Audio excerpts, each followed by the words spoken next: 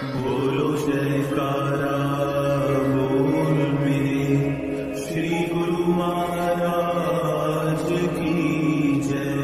श्री सद्गुरुदेव भगवान की जय। गुरुमुखो, यदि हम अपने दुखों का गंभीरतापूर्वक अध्ययन करें तो हमें ज्ञात होगा कि मन के उत्कृष्ट और निकृष्ट भाव ही दुख के कारण हैं। जैसा कि हमने जाना कि जीव परमात्मा का अंश है, इसलिए उसे जाति वर्ण से ऊपर उठकर स्वयं को पूर्णतया परमात्मा की याद में लगाना चाहिए। फैसले के समय आपकी ऊंची या नीची जाति को नहीं देखा जाएगा। उसके न्यायालय में आपका पराक्रम, वैभव और लौकिक पद प्रतिष्ठा की गणना नहीं होगी। उसके प्रति प्रेम और केवल शुद्ध प्रेम से ही आप उसके प्रिय बनोगे। उसके न्यायालय में उसके प्रति शुद्ध प्रेम और भक्ति ही आपकी सहायता करेगी। यदि हम मालिक से उतना ही प्रेम करें जितना हम अपने सगे संबंधियों से करते हैं, तो भी हमारा मनुष्य जन्म का लक्ष्य पूरा हो जाएगा। उस शैणिक योग्यताओं को प्राप्त करने और धर्म ग्रंथों का गहन अध्ययन करने से मनुष्य को केवल ईश्वर की सृष्टि के बारे में अच्छा ज्ञात हो सकता है, परंतु ईश्वर के बारे में वह कुछ नहीं जान सकता। प्रेम और शुद्ध प्रेम ही मालिक के धाम तक पहुंचने का पारपत्र सर्टिफिकेट पासपोर्ट है। गुरुमुखो, हम इस सृष्टि में जो कुछ भी देखते हैं वह मालिक के नाम अथवा शब्द के माध्यम से रचा गया है और इसी सर्वव्यापी शक्ति से ही कायम है। यह शब्द या नाम हमारे घट में निरंतर गूंज रहा है। अपनी सुरती या चेतना को इस नाम से ही, जो हमारे हर श्वास में प्रतिध्वनित हो रहा है, जोड़ देने से हम मानसिक शांति, जिसमें कोई दुख और चिंता नहीं रहती, को निश्चित ही प्राप्त कर सकते हैं। जब तक हमने इस सत्य को नहीं जाना और हमारी सूरत नाशवान पदार्थों में ही भटकती रही, तब तक हमें शांति की मधुरता का एहसास नहीं हो सकता।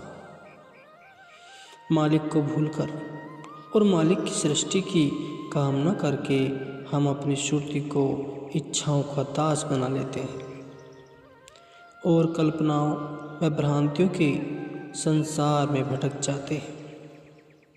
यदि हम ऐसा सांसारिक जीवन चाहते हैं तो फैसले के दिन हमें मालिक को अपने अच्छे या बुरे कर्मों का हिसाब देना होगा। परिणाम स्वरूप आत्मा उसी योनि में जाएगी जिसमें उसकी इच्छाओं की और अच्छी तरह संतुष्टि हो सके। एक कैदी से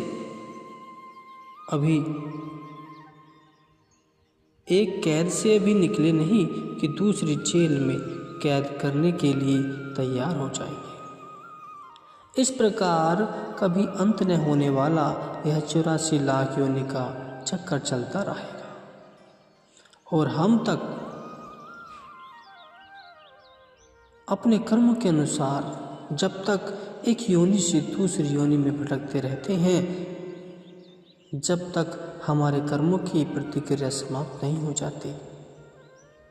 इन सब कर्मों का लेखा जोखा इस मनुष्य योनि में ही समाप्त हो जाता है।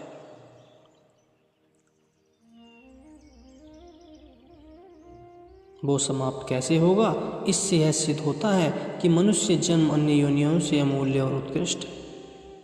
हमारे धार्मिक ग्रंथों और सभी संतों ने इसकी महिमा को गाया है। कहा है, कबीर मानस जन्मों दुर्लभ है, होई न बारं बार, जीवन फल पके भुई गिरही, बहुरी न लागही डार।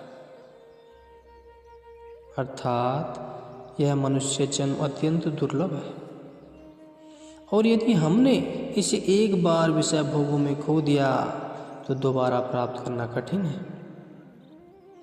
इसी तरह ही जैसे पका फल यदि एक बार भूमि पर गिर जाए तो दोबारा डाल पर नहीं लगाया जा सकता। संत महापुरुष दया से अभिभूत होकर हमारी वर्तमान दुखपूर्ण दशा पर अफसोस करते हैं और हमें बुद्धिमत्ता से चलने की प्रेरणा देते हैं तथा हमें उपदेश देते हैं कि इस दुर्लभ जन्म को आत्मज्ञान प्राप्त किए बिना यूं ही नहीं गंवाना चाहिए। महापुरुषों द्वारा दर्शाया गया मार्ग पूर्णतया वैज्ञानिक है और अपनेपन को अपनाने में सरल है। वे आपको मानव शरीर की भीतरी प्रयोगशाला में ले जाते हैं और आत्म अनुभव कराने में आपकी सहायता करते हैं। वे आपको यह कदापि नहीं कहते कि कठोर तप साधनाओं से अपने शरीर को कष्ट दो और संसार का त्याग करके जंगल में भाग जाओ, परंतु संत महापुरुष यह भी नहीं कहते कि इस नश्वर शरीर को संवारने में इतना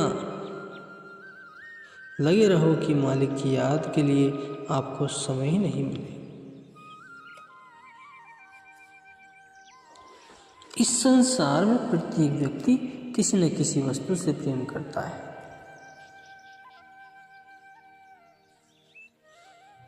और शायद ऐसा कोई भी व्यक्ति नहीं जिसमें यह भावना न हो, अर्थात मैं किसी से प्रेम न करता हूँ। परंतु जरा गंभीरतापूर्वक सोचो कि क्या उनको उनके प्रति प्रेम सच्चा है? आपके अत्यधिक प्रिय और निकट संबंधी, यहाँ तक कि आपकी पत्नी जो आपकी अत्यंत प्रिय है, तब तक ही आपसे प्रेम करती है जब तक आप जीवित हैं।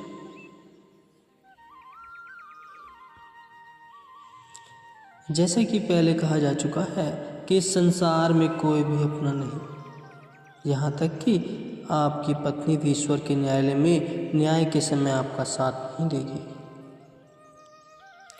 तो गुरुमुखो, वही केवल हमारे सच्चे मित्र और हितैषी हैं जो परलोक में भी हमारा साथ देंगे और फैसले के समय भी हमारी सहायता करेंगे।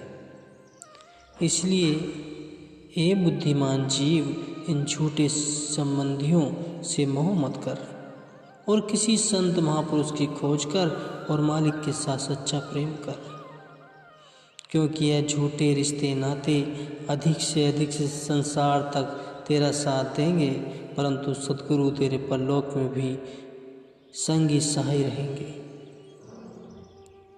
श्रुति ने मालिक सद्गुरु की स्तुति निम्न प्रकार की है, त्वमेव माता च पिता त्वमेव, त्वमेव बंधु च सखा त्वमेव, त्वमेव विद्या द्रविणम त्वमेव, त्वमेव सर्व मम देव देव। कि हे मालिक, आप ही मेरी माता तथा आप ही मेरे पिता हो, आप ही मेरे सच्चे मीत हो, आप ही मेरी सच्ची विद्या और मेरे जीवन धन हो, वास्तव में मेरे सर्वस्व आप ही हो। तो सद्गुरु में हमारा ऐसा विश्वास होना चाहिए। शारीरिक रूप से हम भले ही सांसारिक कर्मों को करें, परंतु भीतर से हमारा मन मालिक से ही लगा होना चाहिए। जब हमारा सद्गुरु से ऐसा घनिष्ठ नाता हो जाएगा तो वह हमें कभी नहीं भुलाएंगे। वे संसार रूप में शुद्ध आत्मा है। उनका उद्देश्य अधिकारी आत्माओं को अपनी ओर आकर्षित करके उन्हें सर्वाधारी मालिक से मिलाना है। जब तक मालिक स्वयं हमें अपनी ओर न खींचे, हम में उन तक पहुंचने की सामर्थ्य नहीं है। यह उनकी अपार कृपा है जो वे हमें अपनी ओर प्रेरित करते हैं। ऐसे हैं सद्गुरु के भेद भरे रूहानी मार्ग। शायद कोई यह सोचे कि सद्गुरु के प्रति उसने अपनी श्रद्धा भक्ति स्वयं बढ़ा ली है, तो यह सत्य नहीं है। वास्तव में यह तो सद्गुरु ने स्वयं अपनी कृपा और प्रेम से ही हमारे हृदय में अपने प्रति श्रद्धा भक्ति पैदा की है। सद्गुरु मुक्त आत्मा है और ईश्वर के रूप है। उनकी अपनी कोई इच्छाएं नहीं होती। वे दुर्धाम से इस भूलोक पर केवल एक ही उद्देश्य से आते हैं। उनका उद्देश्य होता है हमारे दुखों को कम करना और अपनी ओर आकर्षित करके हमें सच्ची शांति और सुख प्रदान करना।